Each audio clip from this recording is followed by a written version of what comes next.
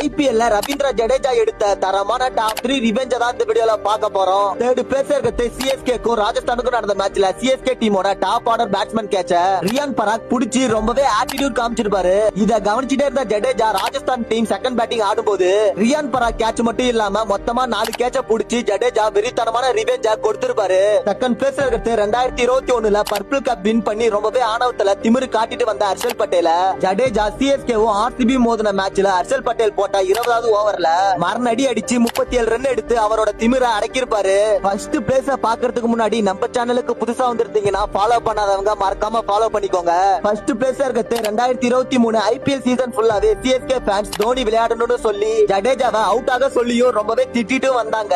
ஆனா ஃபைனல் மேட்ச்ல கப்பு கையை விட்டு போகும்போது 6ஐயும் 4ஐயும் அடிச்சு சென்னை டீமுக்கு கப்பை வாங்கி கொடுத்து திட்டுன எல்லாத்தையுமே பாராட்டா வச்சிருப்பாரு.